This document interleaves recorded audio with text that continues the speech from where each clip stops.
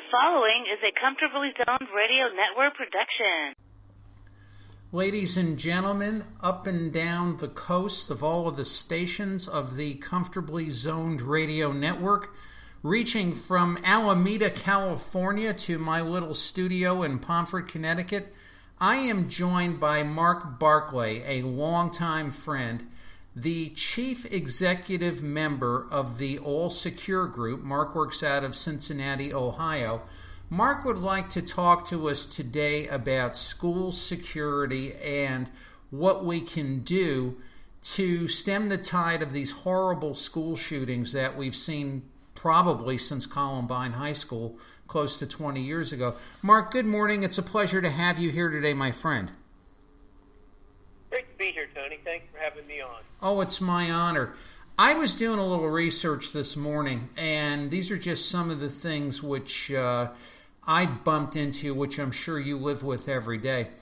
Wikipedia says there are 290 school shooting events since 2013 with 128 fatalities.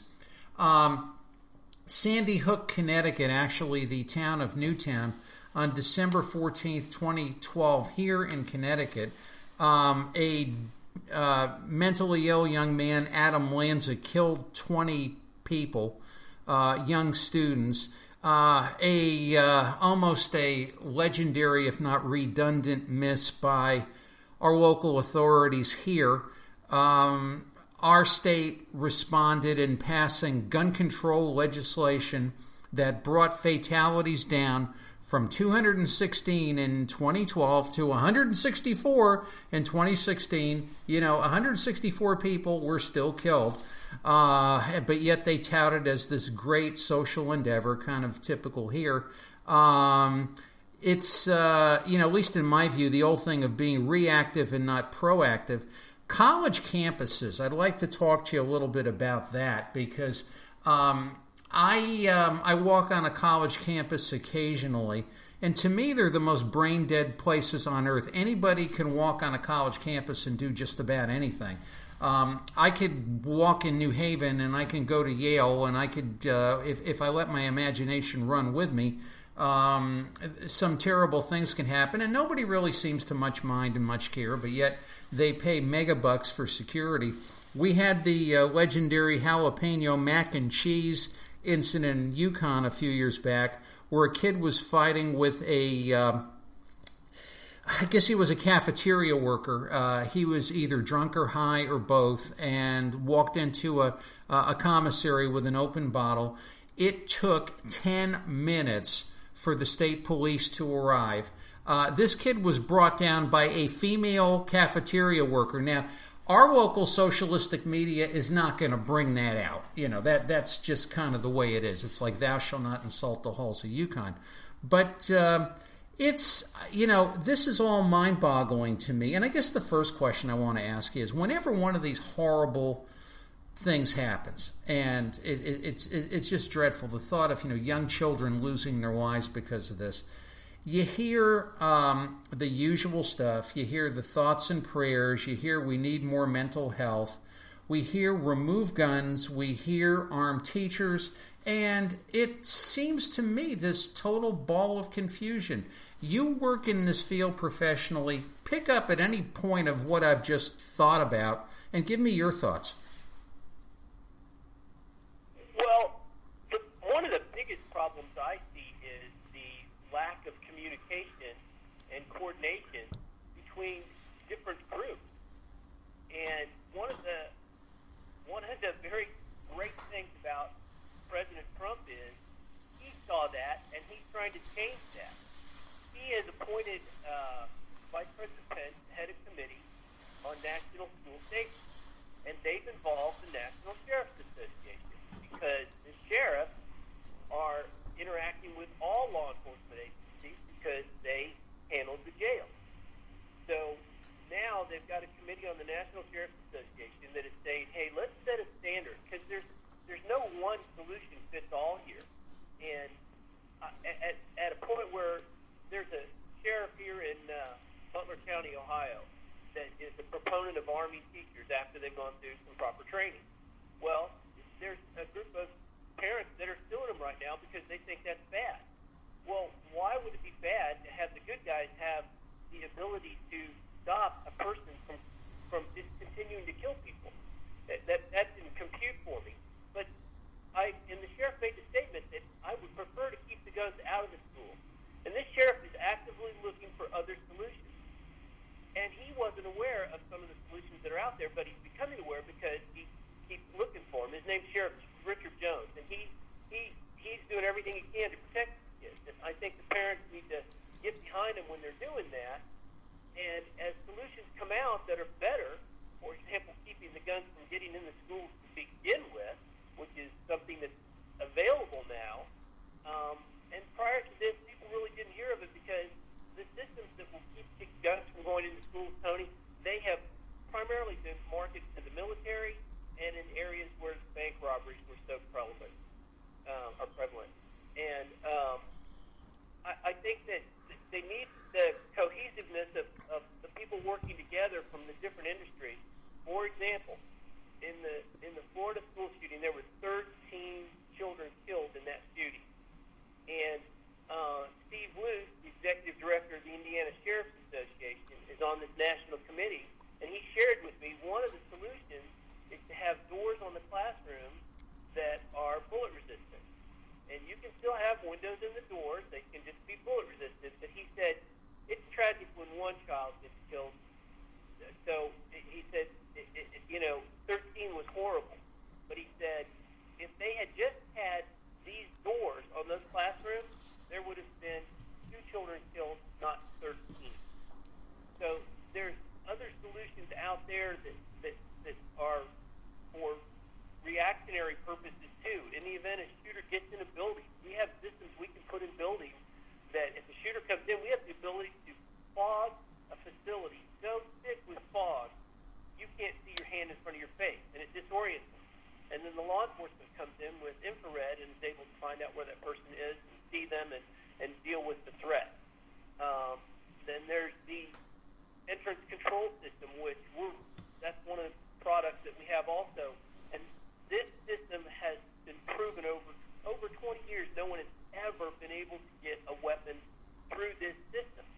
And if you stop the weapons from going in, you just are way ahead of everything. And these weapons, I'm not allowed to say where they are. I mean, these weapons detection systems, I can't tell you where they are with the military. Sure. I can tell you that the Department of Justice approved it.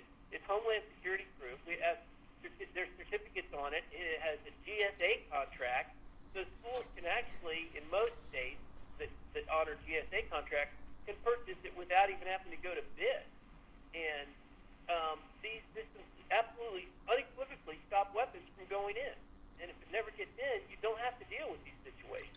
Now, as a professional in this area, you are advocating the way you stop school shootings is by stopping people before they could get in and do any harm. Now, yesterday, I've been on a quest for canning tomatoes. I finally located some. Kathy wanted to can tomatoes, and it wasn't a good tomato harvest this year. So I got in the car and I drove one town over to Eastford, Connecticut, and I went into the little town of Eastford and I made a left turn. And I passed by the Eastford Elementary School. It probably means nothing to anything except for the people going there. And my first thought was, gee, I could just walk in there and do whatever in the heck I wanted to. It's just a few cars out in the front and things like that. And it's like, and I guess I'm not saying that to be critical of the school or the budgets or things like that, but in your mind, is the whole thing of, dealing with mental health, yeah, that's an issue, no doubt about it. Gun control, as far as people with guns doing harm, yeah, that's an issue. Arming teachers, yeah, that's a thing of discussion. Is it like, in your mind, we just need to do away with all that, deal with these things on a specific basis, and then just really focus our attentions on stopping people from getting into schools? Well, I think that stopping people is the best solution. But back to your point on the gun control, you remember when Chicago passed the law that no one could own a handgun? Right. Period. And then Kennesaw, Georgia passed the law that if you lived in Kennesaw, Georgia, you had to own a handgun if you were of age. and look at the crime statistics from areas that were very similar, like Mundelein, and I'm not positive on this, I believe it was Mundelein, Illinois, and you look at Kennesaw, Georgia, and you look at the statistics to show, equal populations approximately, and what happened after they passed those laws. Well, violent crime went almost to zip in Kennesaw, Georgia, and increased substantially in Chicago area. So when you take the guns away from the good guy, the bad guy is going to be the one that's going to have it because they don't pay attention to any of the laws anyhow. All of these school shootings were committed by people that were committing a crime the moment they walked on that place with a gun. And in this country, with everything available and the technology that's out there, almost anybody can make a weapon at their house. And I just want to stop you there for a second. And in my travels through the days where sometimes they get mentally blurring for me, isn't there somebody out there now who could 3D print a gun? Oh, absolutely. Absolutely they do. And I have a friend that has a 3D printer. He said he can print a gun at his house. My word. So... But that's one of the things, like our system, everybody says, well, what about plastic guns now? Our system has artificial intelligence built into it. It has the ability to detect a plastic gun because it can detect the bullet. It recognizes the bullet. It can tell the circumference of it and stop the bullet from going into the facility. Now, your system, your solution, many public dollars get spent on many things that are very inefficient, if not, some days ridiculously calibrated. But yet there are people who have interests in certain things. And I guess my question here, Mark, is twofold. Number one, where does the funding come to put this stop them at the gate solution, which you guys are doing? And my other question is, do you battle against other people with other agendas who want to push other, and this is just my cynical side coming out, other types of solutions which really, look at the results. I mean, the statistics we read at the top of the broadcast really don't do much good. Oh, well, I agree. In the past, they really haven't. The solutions that they've been acting on have all been reactionary. They've all been after a shooter gets there. And our premise is, let's not let them get there. And I can tell you that there's going to be standards coming out here in the near future from the Sheriff's Association that's going to address multi-phase approaches and it deals with mental health issues, it deals with bullet-resistant doors, it deals with fogging systems. But they're proponents of also, let's stop it from getting in, but if in the event that somehow that does happen, let's be prepared to handle it.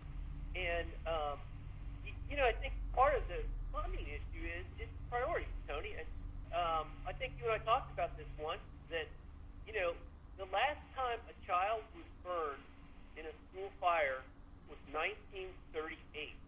And there were 30 children that died in the school fire, and if my memory serves me correctly, it was in Chicago at a Catholic school.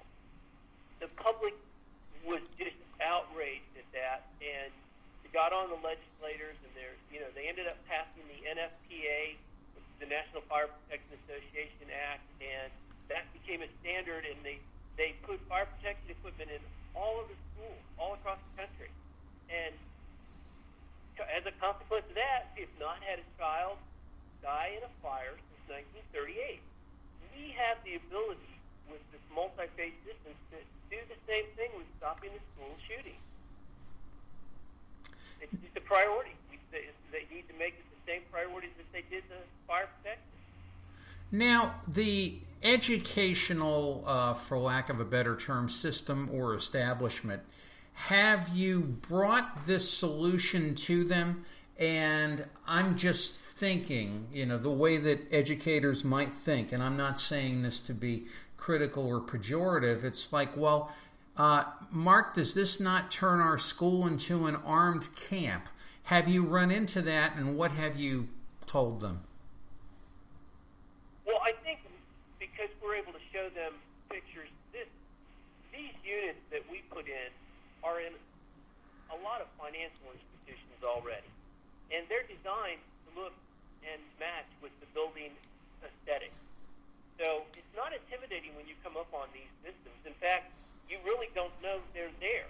As far as you know, you're just walking through a vestibule to get into the building. The systems are designed to not be intimidating, but to be effective. And they are. So when you come up to the building, you think you're just going through a regular entrance. The only difference is if you've got a gun on you, it's not going to let the second set of doors open. You won't get through that next door.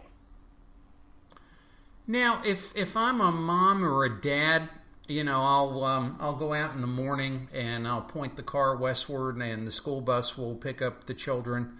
And I live in one of those areas which, frankly, I just don't get. Every kid is picked up in front of his house. I mean, to me, I don't understand why we don't have bus stops anymore, which to me would be a whole lot safer than a bus stopping and starting and children on and off. But that's editorial on my part. But I'm sure parents today would be like, you really want me to bring my kid to a bus stop? But this is not to knock parents, but to praise them. If I'm a parent listening to this, and I'm thinking, wow, this is something that I really want to get the attention of people to know that there's something out there where I don't have to go to work every day and wonder what's happened to my kid or somebody busting into a school. Where do they go and what do they do in order to get the attention of those that are in authority or in power to call attention to this? Well, I think they have to start with their school board, because the school board makes the decisions and they give the edict to the superintendent that this is what they want, and then the superintendent makes sure that there's money in a budget to handle it. And I understand there are some school districts where there is absolutely no money to take care of the situation and they can't do it, which is why I mentioned the NFPA situation, because for us to spend $414 million on Alzheimer's research when we're having kids killed in school, it doesn't compute for me. Mm-hmm. And I have family members that have had Alzheimer's, so I'm sympathetic to it. But by the same token, I don't want to see my grandkids getting killed in the school because we're spending money on that research instead of taking care of the schools first. Let's take care of our kids, and then we can do that. Now, I'm just going to touch on a couple of things here. The first thing, that the minute one of these horrible events happens, the gun control thing I think we've adequately dealt with. You hear people saying, well, this is the result of lack of mental health funding. And, it may be to a certain extent, but is it really just more of a breakdown in society issue than a mental health issue? Kids play with video games and they think, oh, well, I could, I'll get a real gun and see how this really plays, kind of in their young minds. Or is it, is this something really where the solution is going to be stopping the reaction from happening as opposed to trying to stop it by a quote-unquote, shall we say, non-forceful way? Well, I guess kind of to that point, there was a school shooting by Middletown, Ohio, in the Madison School a couple of years ago. And the young man went into the cafeteria and he shot two people. The school resource officer there handled this brilliantly. And this school resource officer, by the way, works for the Sheriff Jones that I told you about. And these guys are trained and they know what they're doing. Well, all of a sudden this kid notices that school resource officer, and all of a sudden the braveness in him goes out, because now there's someone there that can end what he's doing. His attention is now not focused on on shooting other people, it's getting away from the guy that's about to take him out. And he flees into the woods, and they end up catching him. But it's the deterrence thing. You know, I mean, that school resource officer being there was the deterrent from more kids getting killed. And he did an excellent job on it. Well, if the kids know that when they try to come in, there's more to the systems. Like, for example, if they're trying to come in, not only are they going to get stopped and can't get in, but we can also install a system that has facial recognition, recognizes every single student in the building. So, and if they've done something to cause an alert, this system draws a red box around them, and whatever camera they're going by, it's showing them on the screen. It follows them everywhere they go. So it's got the potential to not only find them right then, but know where they are, so people aren't searching and waiting to see what else is going to happen or listening for shots going out. You can just deal with it right then. And then when everything's over and everyone comes back in, the system recognizes if anyone didn't come back, and you can immediately see who that was and and have their picture right in front of you. And it can be sent to all the law enforcement phones in the area. It's amazing what we have the ability to do. And if we start doing things like that, the deterrent is so strong, it's going to help with that mental health issue because they know that their odds of doing what they're thinking of doing are very slim to none. That's an excellent perspective. And we had discussed this this week as we were chatting. There's a debate about the arming of teachers, and I have a friend who works in a school, and he's for it. He thinks this is a great thing. You have a different perspective, however, and would you share that? Well, I think, for example, Sheriff Jones armed some teachers in a school district, but at the point when this was done, the school district did not have the funds to take other security measures. And they just didn't arm these teachers. They put them through some training. But my contention is on this, let's stop the guns from getting in there because let's say that an event, something does happen and there's a child in there that's shooting. Well, now all of a sudden you've got a teacher that knows this child, and she has to, or he has to, get it in his head that now he's got to shoot this kid that he knows to keep anybody else from getting shot. And so they make that decision, they fire that shot. The bullet goes right through that kid and hits the kid behind him and kills that kid. Now that teacher, in my book, because their whole makeup is always to help kids and take care of kids, their mindset is going to be one that's going to keep them from ever teaching again. Yeah, they're scarred for life. I've known people personally in banks that have gone through armed robberies and could never work in the bank again. So I can't imagine a teacher being able to go back in and teach again after having had to shoot a person that was shooting other people and then killing the kid behind them. So the solution, just don't let the guns get in. And we can do that. Now, I guess in our closing moments and our closing thoughts, for some reason, I'm thinking about airports, and I'm thinking of, where I live, depending on the distance. I often drive to Logan Airport in Boston because you can get direct flights out of there. And you go through the Logan TSA, which, depending on the day, the moment, the mood of the people, and whatever the case may be, it's either the equivalent of either walking into a donut shop and buying a donut or suffering the Inquisition on Monty Python. Will your applications work in those situations as well, where we can just have the feeling of just walking onto a plane again? Well, we do have the ability with these systems to include X-ray equipment, and you can go on our site, allsecuregroup.com, and see the solutions that we have for schools. But you can also go on Isotech's website, which is isotechsecurity.com, and you can see the one that they've got that's got built-in X-ray equipment, and they can set it up so that you can actually walk through the system. If you don't have any weapons on you, then it lets you go on through, and everything else has to go through the X-ray equipment. So it does make it a little faster, system is so accurate and so powerful that it's just phenomenal how it stops what we need to stop to keep people safe.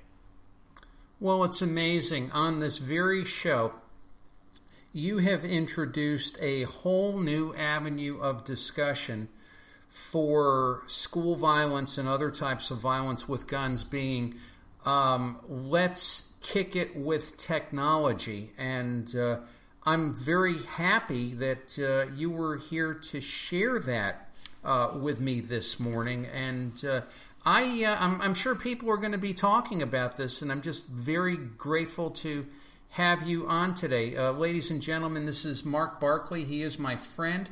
He is the chief executive member of the All Secure Group in Cincinnati, Ohio.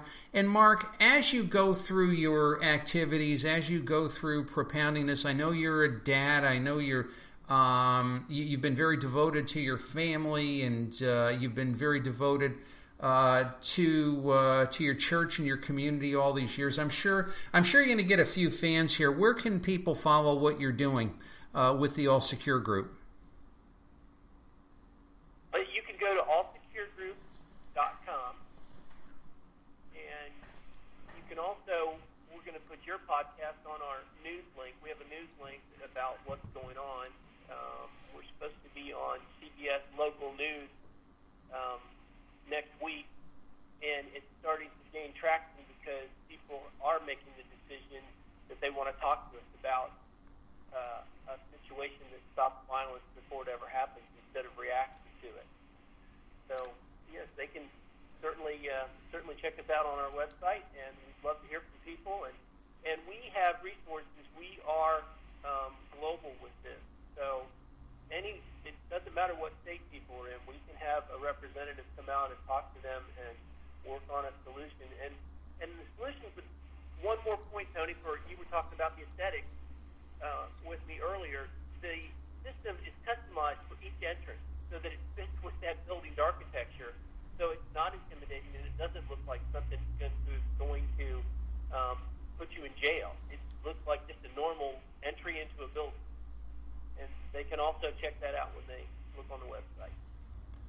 Well, I'm so pleased and I'm so happy, and we now have another avenue of discussion, and I thank you. Best to your family as always, and we'll be sure to touch base later on today. Thank you, my friend. All right, take care.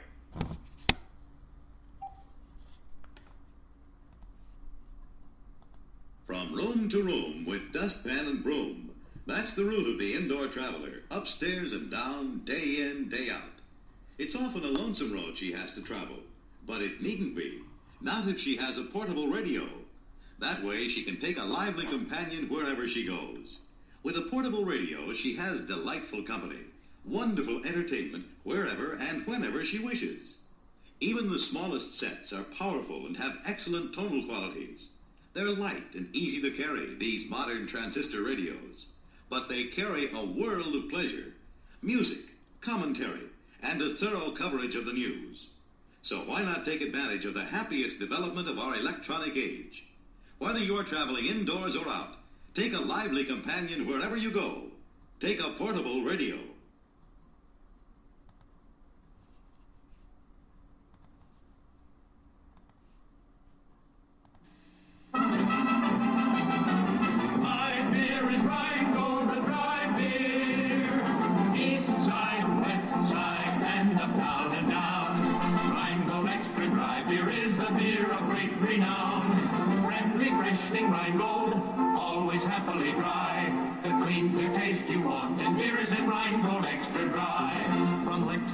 To Madison and on both sides of Park, they ask for Rheingold Extra Dry before and after dark.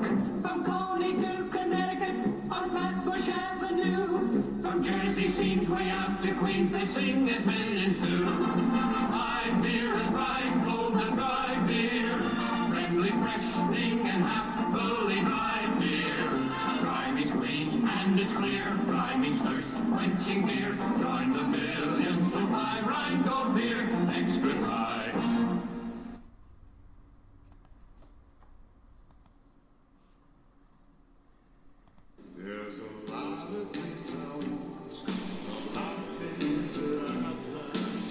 special thanks to Mark Barclay of the All Secure Group, sharing what I believe are some wonderful thoughts concerning school security. Also to our retromercials, the Zenith Portable Radio and Rheingold Extra Dry Beer. We'll be back to you next week. My guest is scheduled to be economist Bob Swick, who will be telling me and telling you about all of the issues that we're running into in this election and this economy when it comes to public debt, which can be crushing and could totally be a game changer, not in a good way, as we head into 2019.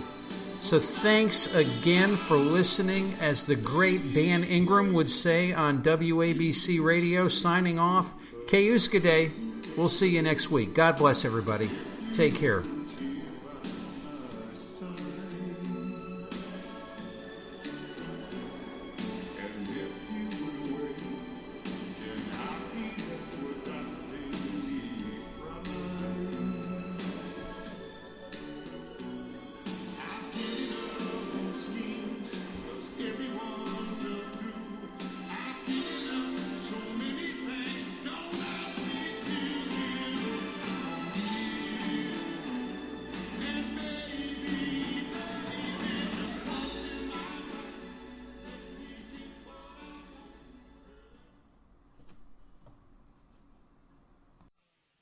This has been a Comfortably Zoned Radio Network production.